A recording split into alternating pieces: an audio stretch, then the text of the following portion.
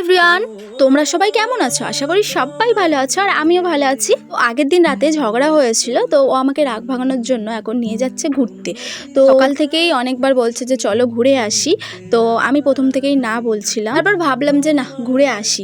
তো সন্ধ্যাবেলায় 6:30 বাজে তখন আমরা বেরিয়ে পড়েছিলাম বাটায়। আমাদের এখানে বাটায় বৈশাখী মেলা বসেছে, তো সেখানেই চলে এসেছি। মেলায় ঢুকবো, 10 টাকা করে টিকিট, গাড়ি রাখবো সেখানে 20 টাকা। তো সবই টাকার খেল। যাই হোক গাইস, টিকিট কেটে মেলায় ঢুকে পড়লাম আর মেলাটা দেখো পুরো ফাঁকা। আর ও এখানে ফুলের দোকানে দাঁড়িয়ে আছে, তো আমি ভাবলাম ওখান থেকে একটা ফুল আমাকে হয়তো দেবে। ফুলগুলোকে ও দেখছিল, ও আমাকে দেবে না। যাই হোক, তারপরে আমরা একটুখানি মেলাটা ঘুরে দেখছিলাম। প্রত্যেক বছরই বৈশাখী মেলা বসে আমাদের বাটায়। যাই হোক, তারপরে আমরা চলে গেছিলাম। আর এখানটা দেখো পুরো ফাঁকা, মানে মেলাতে খুব একটা লোকজন ভিড় ছিল না। আস্তে আস্তে লোক আসছিল কিন্তু খুব একটা ভিড়ভাড়টা ছিল না। যাই হোক, আর এখানে 7 টাকার সেলও বসেছিল। আর এখানে দেখো এই চাবির রিংগুলো কি সুন্দর সুন্দর, তাই না? আমার তো খুব বেশ ভালো লেগেছে। তো এখানে 20 টাকা, 10 টাকা, 7 টাকা সেল বসেছিল অনেক কিছুরই। আর এখানে 30 টাকার সেল ছিল এইগুলো। আর এই 20 টাকা সেল থেকে আমি গোপুর জন্য একটা বালতি নিয়েছিলাম। তো আমার এই বালতিটা খুবই পছন্দ হয়েছে, তোমরাও দেখে বলো কেমন হয়েছে। আমার গোপুর জন্য নিয়েছিলাম বালতিটা, আমার তো খুবই ভালো লেগেছে। তারপরে ওই বালতিটা কিনে চলে গেছিলাম আমি আর একটা সেলের দোকানে।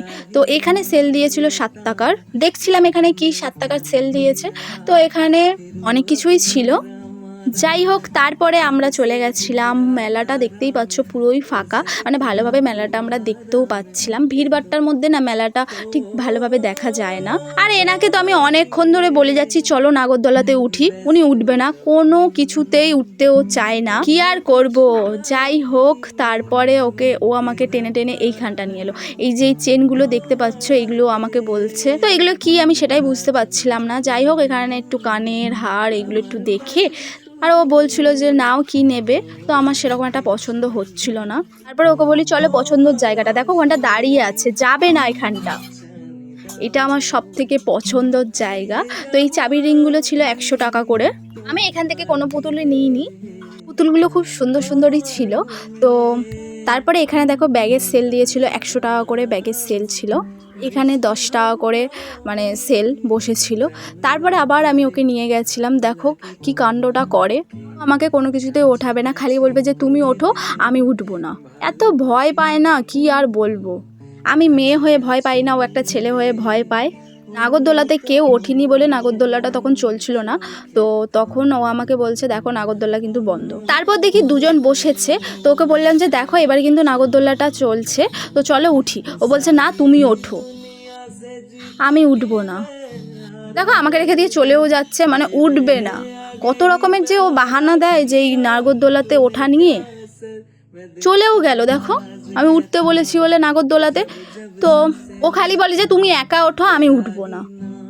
একা একা উঠতে আর ভালো লাগে বলো তো, তার মধ্যে আবার এই ফাঁকা দোলা। যাই হোক, তো আমাকে কোনো কিছুতেই ওঠালো না। তো ও প্রচণ্ড ভয় পায় উঠতে, সেই জন্যই ওঠাতে চায়। আর আমাদের কথায় কথায় কখন যে ঝগড়া লেগে যায় আমরা নিজেরাও বুঝতে পারি না। যাই হোক, তো ও উঠবে না বলেই ঝগড়াটা হচ্ছিল। তো তারপর আবার ঠিকও হয়ে গেছে। ওরকম হাঁ করে দেখতেই থাকবে, কিন্তু উঠতে আর পারবে না। সত্যি দোলাটা তখন পুরোটাই ফাঁকা ছিল, শুধু দুজন উঠেছিল শুধুমাত্র। একটা মেয়ে হয়ে ভয় পাই না, একটা ছেলে হয়ে ভয় পাচ্ছে নাগরদোলাতে উঠবে। হ্যাঁ কি না উঠবে না,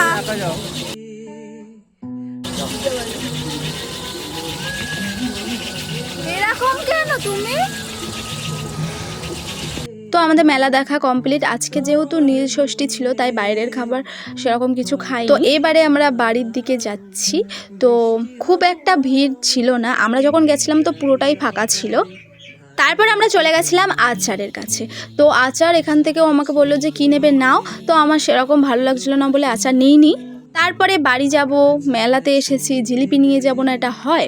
তো জিলিপি নিয়ে আর ঝুড়ি ভাজা নিয়ে চললাম বাড়ি। তার আগে ভাবলাম বাটানগর নিউ মার্কেট থেকে একটু ঘুরে যায়, যদি কিছু পছন্দ হয় তাহলে নিয়ে নেব। তো নিউ মার্কেটেও অনেক কিছু সেল বসেছিল, জামার, জুতো, সেরকম একটা কালেকশন আমার পছন্দ হয়নি বলে কোনো কিছুই কিনিনি। যাই হোক, আর এই নিচেতে বসেছিল জুতো, তো এখানে জুতোর সেল বসেছিল 100 টাকা 150 টাকার, অনেক রকমেরই জুতো ছিল। তো জুতোগুলো ভালোই ছিল। তো আমি নিচে নেমে দেখাচ্ছি। তো আগে আমি জামার কালেকশানগুলো একটু দেখে নিই। তো আমার এখান থেকে একটাও কিছু পছন্দ হয়নি। যাই হোক, তারপর এখানে জুতোর দিকে চলে এসেছিলাম। আর তোমরা দেখতেই পাচ্ছ জুতোগুলো ভালোই ছিল, অনেক রকমেরই জুতো ছিল। তো তোমরা দেখতেই পাচ্ছ, আর জুতোগুলোও ভালো ভালো ছিল। যাই হোক, তো তো তারপরে আমরা চলে যাচ্ছি এখন বাড়ি। কোনো কিছুই পছন্দ হয়নি, তাই এখন আমরা যাচ্ছি বাড়ি। দুজন মিলে গল্প করতে করতে যাচ্ছি বাড়ি। তারপরেতে কালী মন্দিরের সামনে এসে দেখি প্রসাদ দিচ্ছে। তো ওকে বললাম যে প্রসাদটা নাও। তো কালী মন্দির থেকে প্রসাদটা নেওয়ার পর আমরা চলে গেছিলাম ফুচকা খেতে। দেখো, ফুচকার পাতা ধরে দাঁড়িয়ে আছি, ফুচকা আর পাই না। যাই হোক, তারপরে ফুচকা পেলাম। তো ফুচকাটা খাওয়ার পর তারপরে চলে গেছিলাম আইসক্রিমের দোকানে। কর্নাটক কিনেছিলাম। তারপরে ও আমাকে বাড়ি ছেড়ে এখন যাচ্ছে ক্লাবে। যাই হোক, আজকের ব্লগটা তোমাদের কেমন লাগলো অবশ্যই কমেন্ট করে জানিও। আইসক্রিমটা খুলে আমি বোনকে খেতে দিয়েছিলাম এই কাগজটা। যাই হোক, আজকের ব্লগটা এই পর্যন্ত। দেখা হচ্ছে নেক্সট ব্লগে। ততক্ষণের জন্য টাটা, বাই।